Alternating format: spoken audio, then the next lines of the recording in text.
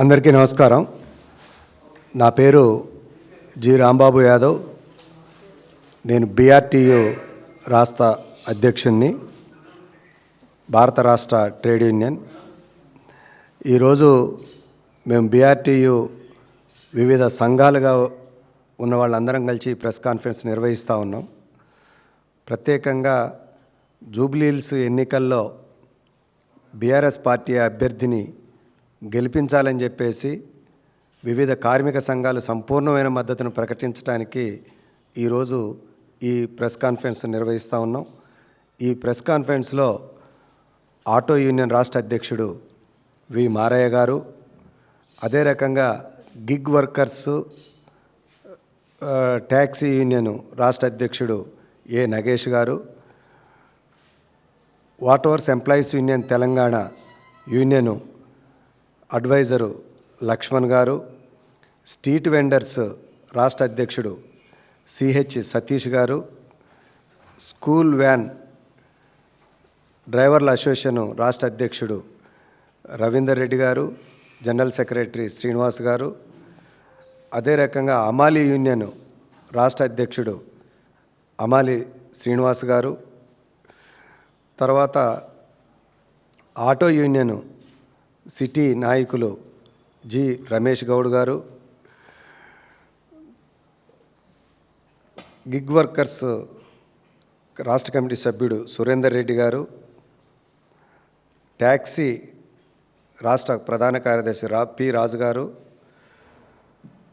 అదే రకంగా street vendors రాష్ట్ర కమిటీ సభ్యులు రహీం గారు, వీళ్ళందరూ కూడా ఈ ప్రెస్ కాన్ఫరెన్స్లో పాల్గొని జూబ్లీహిల్స్లో జరుగుతున్న ఉప ఎన్నికలు ఏవైతే ఉన్నాయో ఆ ఉప ఎన్నికల్లో వీళ్ళందరినీ కూడా సంపూర్ణమైన మద్దతుని ప్రకటిస్తున్నారు.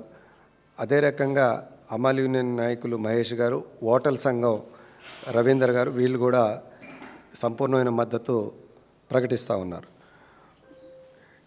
మేము ఈ సందర్భంగా జూబ్లీహిల్స్ ప్రజలందరికీ విజ్ఞప్తి చేసేది ఏంటంటే, ప్రత్యేకంగా అసంఘటిత రంగంలో పనిచేస్తున్న కార్మిక ఉద్యోగ మిత్రులందరికీ కూడా విజ్ఞప్తి చేసేది ఏంటంటే, ఎట్టి పరిస్థితుల్లో ఈ ఉప ఎన్నికల్లో బీఆర్ఎస్ పార్టీకి ఓటేసి గెలిపించాలని కార్మిక ఉద్యోగ వర్గాలకు మేము విజ్ఞప్తి చేస్తూ ఉన్నాం. ఎందుకనంటే, గతంలో కేసీఆర్ గారు అధికారంలో ఉన్నప్పుడు ప్రభుత్వ ఉద్యోగులకి 2 సార్లు, మొదటి దఫాలో 43%, రెండోసారి 30%, ఆ రకంగా 73% PRCలు ఇచ్చిన ఘనత కేసీఆర్ గారిది. అంతేకాకుండా అనేక మంది, ప్రత్యేకంగా ఆశాలు లాంటి వాళ్ళు, ఆశాలకి 3 దఫాలుగా జీతాలు పెంచి ఇలా 9,900 వరకు వాళ్ళ జీతాలు వస్తున్నాయి. అంతకుముందు ప్రభుత్వం కేసీఆర్ గారు ముఖ్యమంత్రి కాకముందు కేవలం 2,500 ఆ మోతాదులో వాళ్ళకి ఇన్సెంటివ్స్ ఉండేవి. అట్నే అంగన్వాడీకి సంబంధించినంత వరకు కూడా అంగన్వాడీలకి ఈరోజు 13,650 రూపాయలు టీచర్లకి, 7,800 రూపాయలు ఆయాలకు వస్తున్నాయి. అంతకుముందు కూడా ఈ జీతాలు చాలా తక్కువగా ఉండేవి. అయితే అట్నే ఆర్పీలు ఉంటారు, రిసోర్స్ పర్సన్స్, వాళ్ళకి సంబంధించింది కూడా కేవలం 2,000 రూపాయలు ఉండేదాన్ని ఇలా 6,000 రూపాయలు ఈ గవర్నమెంట్, మన కేసీఆర్ గారు గవర్నమెంట్లో చేశారు. ప్రత్యేకంగా GHMC కాంట్రాక్ట్ వర్కర్లకు సంబంధించిన వాళ్ళది 9,000 రూపాయలు ఆ రోజు గవర్నమెంట్ రానప్పుడు జీతాలు ఉంటే దాన్ని 18,500 వరకు బీఆర్ఎస్ గవర్నమెంట్లో జీతాలు పెంచడం అనేది జరిగింది. వాళ్ళకే కాకుండా ఆటో యూనియన్ వాళ్ళకి ట్యాక్సీలు రద్దు చేయటం, హోంగార్డ్ జీతాలు పెంచడం, చివరికి గుడిలో ఉన్న పూజారులను కూడా గుర్తించి జీతాలు పెంచడం, ప్రత్యేకంగా కాంట్రాక్ట్ ఎంప్లాయీస్ ఎవరైతే ఉన్నారో వివిధ రంగాల్లో సుమారుగా రాష్ట్రాల్లో 12 లక్షల పైచిలకు పనిచేస్తున్నారు. ఇలాంటి కాంట్రాక్ట్ వర్కర్లందరినీ కూడా వివిధ పద్ధతుల్లో ఉంటే వాళ్ళందరినీ ఒక గొడుగు కిందకి తీసుకొచ్చి భారతదేశంలో ఎక్కడా లేనట్టుగా PRCలో భాగం చేసి వాళ్ళందరికీ 30% వేతనాలు PRCలో భాగంగా పెంచడం అనేది జరిగింది. ఈ రకంగా కేసీఆర్ గారు ఉద్యోగ కార్మిక వర్గాల్ని అనేక రూపాల్లో ఆదుకున్నారు.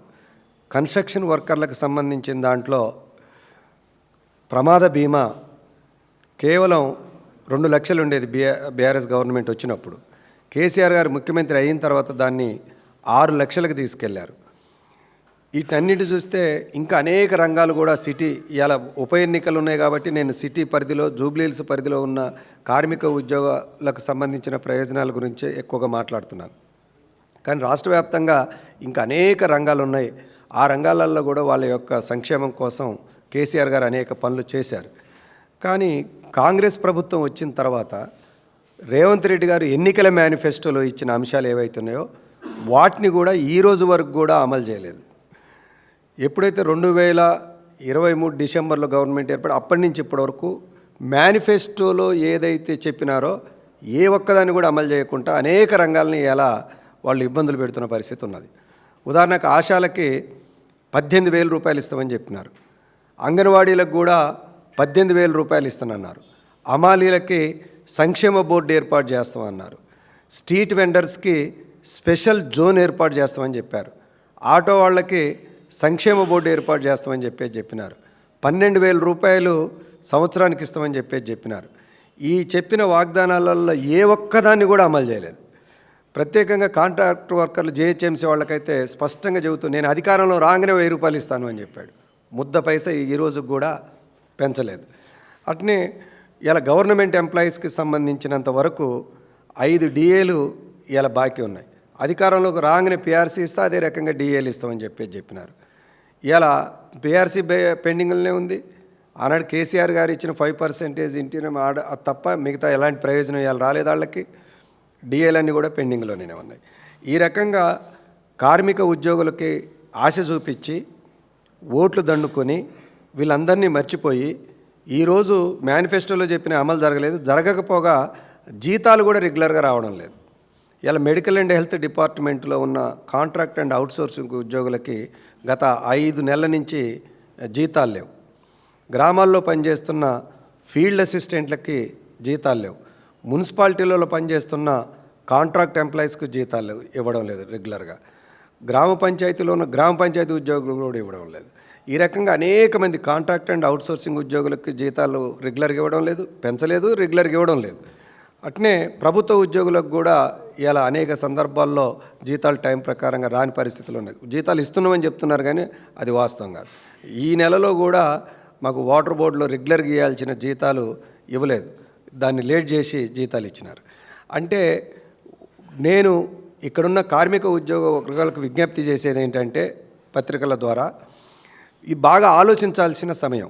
ఎందుకంటే హైదరాబాదు జూబ్లీహిల్స్ ఉప ఎన్నికలని అంటే కొంత ఈ ప్రాంతంలో క్రిమీ లేయర్ సర్కిల్ ఉంటుంది, అవగాహన ఉన్న ప్రజలు ఓటర్స్ ఎక్కువగా ఉంటారు. కాబట్టి ఈ ఎన్నికలు అనేది రాష్ట్రం యొక్క భవిష్యత్తుకు కూడా కొంత ఉపయోగపడే ఎన్నిక. దీంట్లో కనుక కాంగ్రెస్ పార్టీని ఓడిస్తే అప్పుడు వాళ్ళు కనీసం మనకి ఇచ్చిన వాగ్దానాలు ఎందుకు ఓడిపోయినామని చెప్పేసి పరిశీలించుకోవటానికి ఇవాళ ఈ ఎన్నికలు ఉపయోగపడతాయి. అందుకని విద్యావంతులైన ఉద్యోగులకి, కార్మికులకి, అందరికీ బీఆర్టీగా నేను విజ్ఞప్తి చేస్తున్నది ఏంటంటే ఈ ఎన్నిక చాలా కీలకమైంది. కాబట్టి మన సమస్యలు పరిష్కరించబడాలనంటే మనం ఇచ్చే రిప్రజెంటేషన్ని గవర్నమెంట్ పరిశీలించాలి అని అంటే ఈ ఎన్నికల్లో ఎట్టి పరిస్థితుల్లో కాంగ్రెస్ పార్టీ ఓడిపోవాలా. మనకు అనేక సందర్భాల్లో సహకరించిన బీఆర్ఎస్ పార్టీ గెలవాలా. దానికి అనుగుణంగా కార్మిక ఉద్యోగ మిత్రులందరూ కూడా ఈ ఎన్నికల్లో బయటకు వచ్చి ఓటేసి బీఆర్ఎస్ పార్టీని కారు గుర్తు మీద ఓటేసి గెలిపించాలని చెప్పి విజ్ఞప్తి చేస్తున్నాం. వేదిక మీద ఉన్న వివిధ రంగాల వాళ్ళు కూడా మద్దతు ప్రకటిస్తారు. దయచేసి దానికి కూడా పత్రికా విలేకరులందరూ సహకరించాలని విజ్ఞప్తి చేస్తున్నా.